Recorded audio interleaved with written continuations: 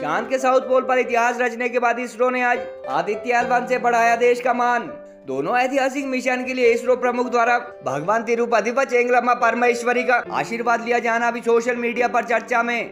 चंद्रयान 3 की सफलता के दौरान वेदों से साइंस के सिद्धांत निकलने संबंधी बयान भी दे चुके हैं सोमनाथ। मोदी विरोध की सियासत करने वाले कुछ राजनीतिक दलों व मुस्लिम समाज के लोगों द्वारा चंद्रयान लैंडिंग पॉइंट का नाम शिव शक्ति रखे जाने व इसरो प्रमुख के बयान पर जताई जा चुकी है आपत्ति। चांद पर उतरने का दशकों पुराना अनुभव रखने वाले रूस का मिशन लूना नाकाम होने के बाद साउथ पोल पर लैंडिंग करने वाला दुनिया का पहला देश बन चुका है भारत।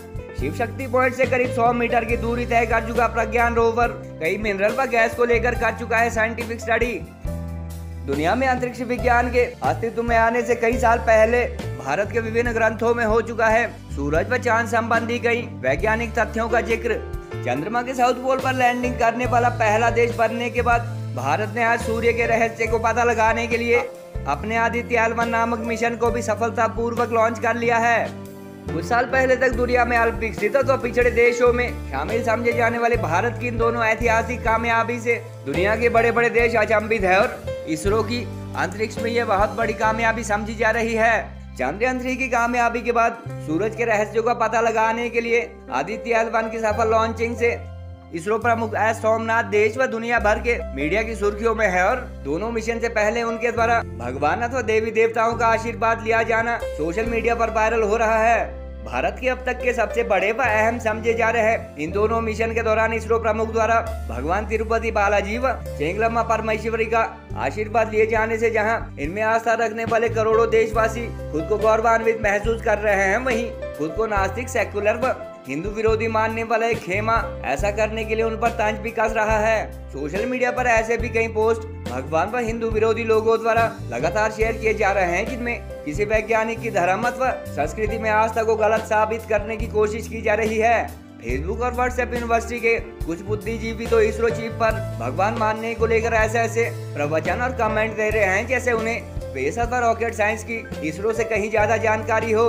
इसरो वैज्ञानिकों की पूजा पाठ के अलावा चंद्रयान 3 के लैंडिंग पॉइंट का नाम शिव शक्ति रखे जाने पर भी मोदी विरोधी कुछ दलों के नेता व मुस्लिम धर्म गुरु गलत करार दे चुके हैं और देश की इस ऐतिहासिक कामयाबी पर भी अपना एजेंडा थोपने से बाज नहीं आ रहे हैं। दुनिया भर में आज भारत व इसरो का डंका इसलिए भी बज रहा है क्योंकि गत 23 अगस्त को जहां भारत मून के साउथ पोल पर लैंडिंग करने वाला पहला देश बना, वहीं इससे कुछ ही दिन पहले स्पेस साइंस में दशकों का अनुभव रखने वाले रशिया का मिशन मून फेल हो चुका है।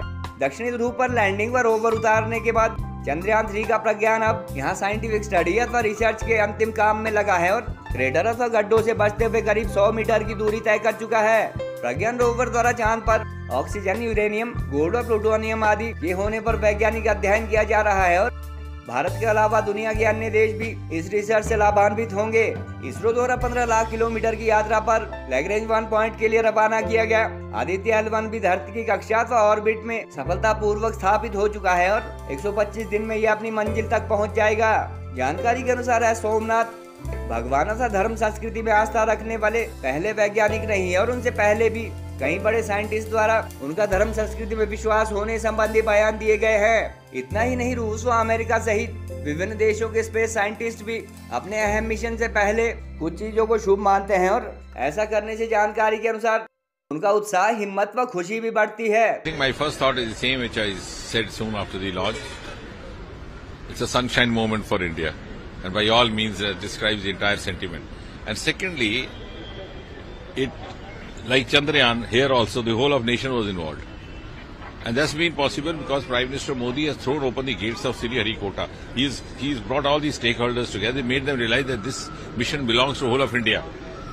We had as many as nearly 10,000 spectators physically present in the premises of Sriharikota Satish Dhawan Launching Center watching this event, which was unheard of till a few years ago. You couldn't even peep inside the premises. I am an explorer.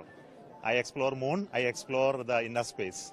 So it's a part of the journey of my life to explore both science and spirituality. So I come to many temples. I read many scriptures. So try to find the meaning of what our existence and our journey in this cosmos. So it's a part of the culture that we are all built to explore, find out. inner self as well as outer self. So for the outer I do science, for the inner I come to temples. Moon lander उतरा है, अब उस point